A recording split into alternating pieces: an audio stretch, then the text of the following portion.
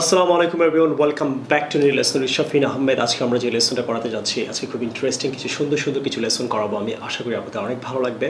আর এইভাবেই আপনারা বাসায় থাকবেন সবাই, আর আমার ক্লাসটা এনজয় করবেন আর একটা স্কিল ডেভেলপ করবেন। So let's get started. আজকে আর বেশি কথা বলবো না।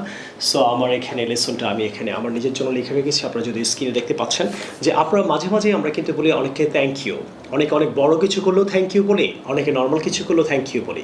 So we shouldn't say thank you all the time. কেউ যদি অনেক বড় কিছু করে আপনার জন্য, অনেক গ্রেট একটা কিছু করে, আপনার লাইফকে ডেভেলপমেন্টে কিছু করে, আপনাকে অনেক আপনার লাইফকে চেঞ্জ করার জন্য, আপনাকে চেঞ্জ করার জন্য, অথবা অনেক বড়োভাবে যদি আপনি কেউ সাহায্য করে থাকে, you shouldn't say thank you. তাহলে আমি কী বলব? Question is 5 phrases. There are 5 phrases to help you to say someone if someone really has done something for you great.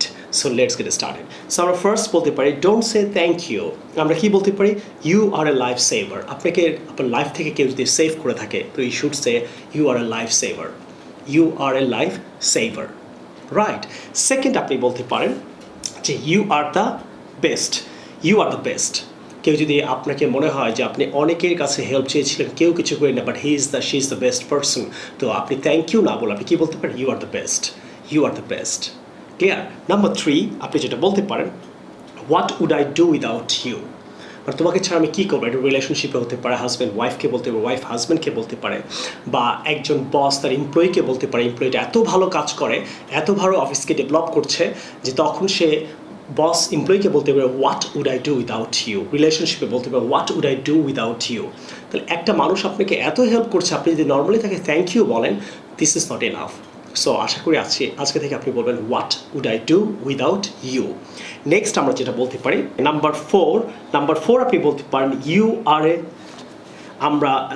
R a legend. আপনি নাম্বার 4 যেটা বলতে পারেন ইউ আর এ লেজেন্ড। হ্যাঁ, লিজেন্ডটা উচ্চারণ হবে legend. You are a legend. মনে হলো একদম আপনি এই ধরনের হেল্প আপনাকে বাংলাদেশে কেউ, ওয়ার্ল্ডে কেউ করতে পারছে না। ইন দ্যাট কেস আপনি বলতে পারেন you are a legend. You are a legend. অথবা বলতে পারেন ইউ আর অ্যান অ্যাঞ্জেল। মানে ফেরেশতার মতো কে এসে সাহায্য করলো আপনাকে, ফেরেশতার মতো সে চলে গেল, আপনার মনে হচ্ছে ওয়াও এই মানুষটা তো ফেরেশতার মতো। সো এই ধরনের মানুষকে আপনি যদি বলেন থ্যাংক ইউ, কমেন্টে যদি লিখেন থ্যাংক ইউ, বা আপনি যদি অফিসে বলেন থ্যাংক ইউ, রিলেশনশিপে বলেন thank you, that's not enough, dear friends. I hope these 4 phrases will really help you to, instead of saying thank you, you can say so many things and so many ways, right?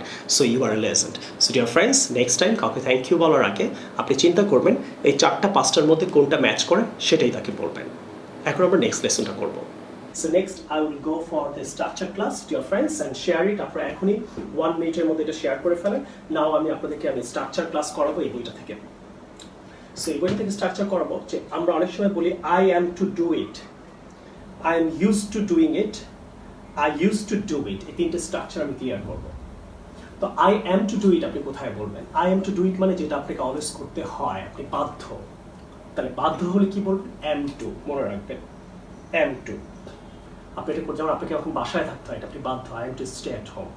Have to হবে না কেন? Have to মানে হবে, future হয়ে যাচ্ছে।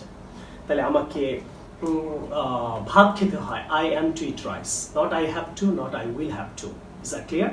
আর I am use to মানে যেটা আপনি অভ্যস্ত, তখন ইউজ টু বলবেন, বাট ভার্বের সাথে আইনজি বলবেন। ভার্বের সাথে আইনজি বলতে ভুলবেন না। ইউজ টু পর ফরওয়ার্ড টু পর ভার্বের সাথে আইনজি। কিছু ফ্রেজেস আছে, দেয়ার আর সাম ফ্রেজেস রাইট, যার পরে ভার্বের সাথে আইনজি হয়। তাহলে আপনি যেটা করা অভ্যস্ত তখন বলবেন, বর্তমানে যদি অভ্যস্ত তাহলে বলবেন I am use to taking tea. Take tea না, চা খেতে অভ্যস্ত। I am use to watching your video sir, আপনার ভিডিও দেখতে আমি অভ্যস্ত। I am use to praying 5 times, আমি 5 ওয়াক্ত নামাজ পড়তে অভ্যস্ত। I hope you guys are praying 5 times. Pray for the world, pray for the corona, যাতে আমরা পৃথিবীর সবাই করোনামুক্ত হয়ে যায়, স্পেশালি বাংলাদেশ। সবাই please stay at home, pray for this place. তাহলে আই অ্যাম ইউজ টু মানে আপনি অভ্যস্ত। তাহলে আপনি কিসে অভ্যস্ত হতে পারেন বন্ধু?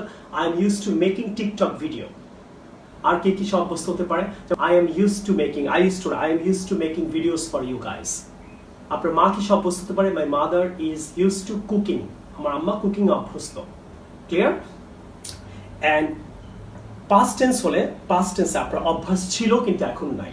তো পাস্ট টেন্সে যদি ইউজ টু ইউজ করেন তাহলে কিন্তু ভার্বের সাথে আইনজি হবে না, কারণ এখানে এম নাই। ওকে, তাহলে পাস্ট টেন্স হবে শুধু use to, I use to. Okay, তাহলে আপনি অতীতে করতেন, এর মানে হলো অতীতে করতাম কিন্তু এখন করি না। তাহলে আই ইউজ টু, আপনি অতীতে কি করতেন এখন করেন না।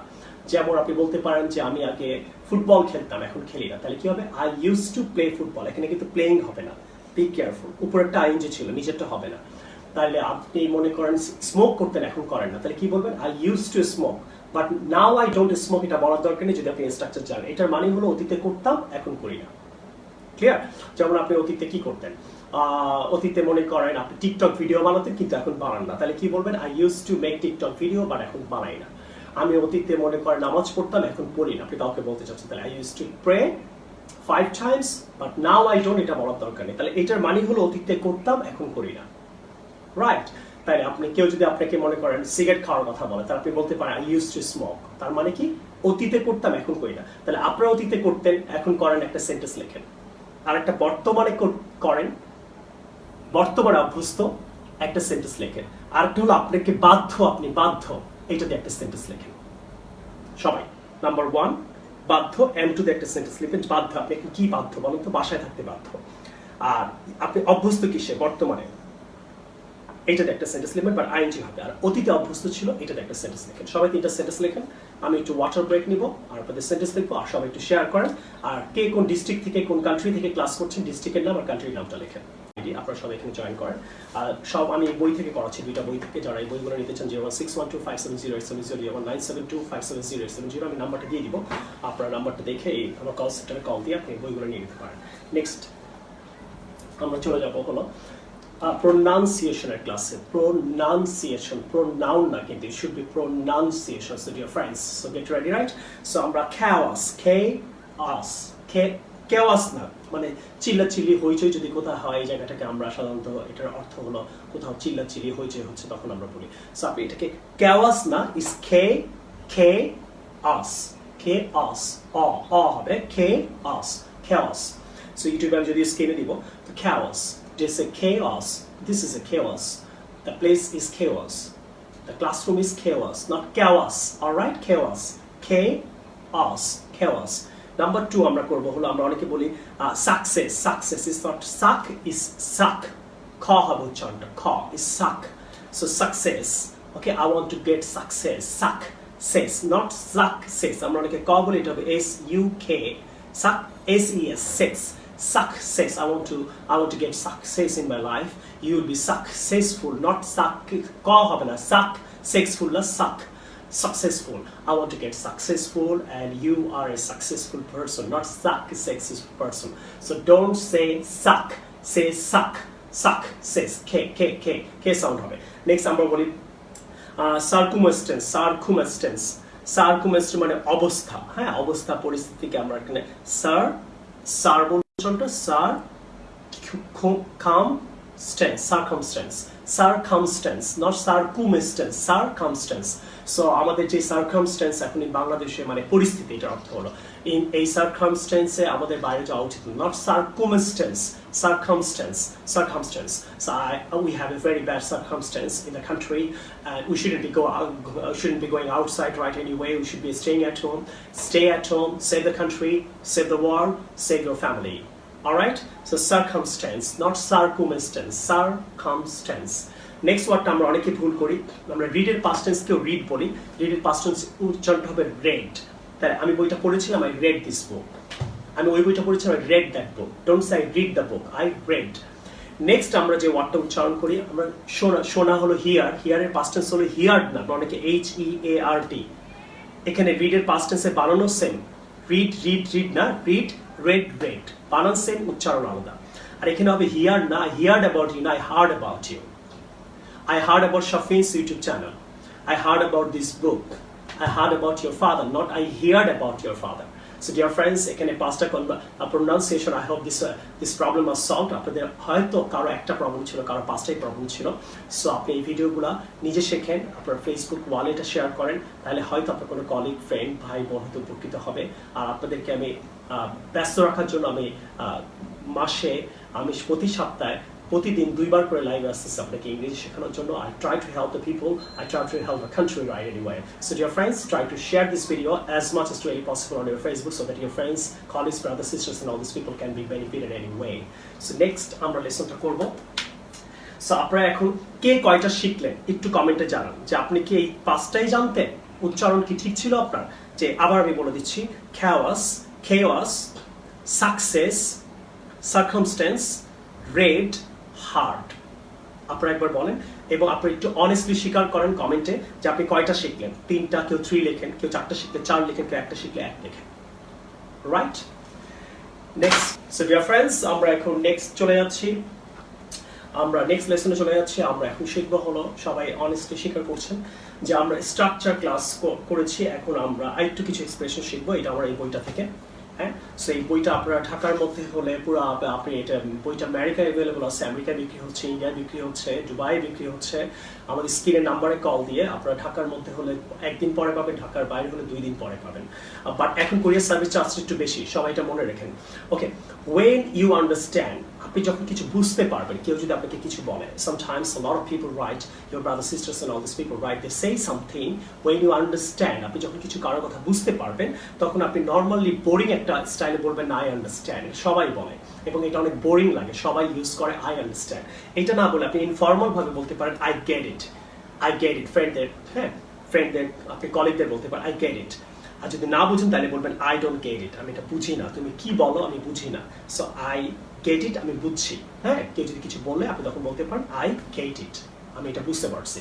আর যদি বুঝতে না পারেন তাহলে বলবেন I don't get it what you say, I don't get it what you teach। So আমি যে আপনাকে পড়াচ্ছি আপনি কি বুঝতে পারছেন? সবাই একটু I get it লেখেন।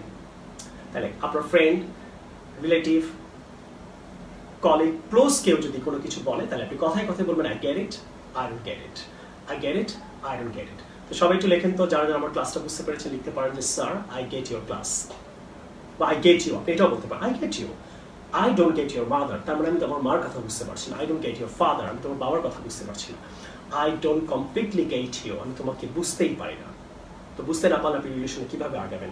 এনিওয়েজ, আর যদি পাস্ট টেন্স হয় I didn't get it, I did not get it, did not এর পর কিন্তু past tense did not get it হবে। আর যদি আনসার করেন I got it, আমি বুঝেছিলাম যদি বলেন তাহলে বলবেন I got it, I understood it না বলে I got it বলবেন। আর প্রেজেন্টে I understand it না বলে বলবেন I get it। তাহলে I understand এর জায়গায় get ইউজ করবেন, পাস্টে understood না বলে got ইউজ করবেন। তাহলে I got you, আমি তোমাকে বুঝতে পারছিলাম তুমি কি বলছো। I got my lecture today, I got this video today, আমি এই ভিডিওতে কি কি বলেছি সব বুঝতে পেরেছি।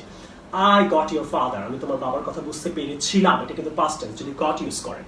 আর যদি না বুঝে থাকেন অতীতে I did not get your father, আমি তোমার আব্বার কথা বুঝতে পারিনি, did not এর পর কিন্তু got হবে না, did not এর পর অলওয়েজ ভার্বের প্রেজেন্ট ফর্ম আসে। I didn't get your father, I didn't get you, I didn't get your mother। তো সবাই একটু লিখে do you get my class এর মানে কি? তুমি কি আমার ক্লাস বুঝো? সবাই একটু লিখেন yes I get হবে না got হবে, দেখি কে কে লিখতে পারে। Do you get my class, do you get my class, মানে আপনারা কি আমার ক্লাস বুঝতে পারেন? আপনি বলতে পারেন yes I get you, অথবা আপনি no I, দুইটাই লিখেন। yes হলে কি হবে, no হলে কি হবে। আপনারা যদি এই জিনিসগুলো আপনারা শেখেন কিন্তু অনেকে শেয়ার করেন না, এগুলো যদি অ্যাটলিস্ট 500 শেয়ার না হয় তাহলে আমি ক্লাসগুলো করাবো না, কারণ তখন মনে হবে যে আসলে আপনারা আমার এই ক্লাসগুলো পছন্দ করেন না। সো আমি কিন্তু ডিমোটিভেটেড হয়ে যাব। সো আমি চাই এটা 500 to 1000 শেয়ার হোক। সো এখনই যারা যারা দেখছেন সবাই একটু প্লিজ শেয়ার করেন, নানান গ্রুপে শেয়ার করেন। সো এখন মানুষ free, I really want to teach people, I want to reach people, please help me, otherwise আমি ডিমোটিভেটেড হয়ে যাব, ক্লাসগুলো করাবো না। সো আমি চাই আপনারা সবাই এখন একটু শেয়ার করেন।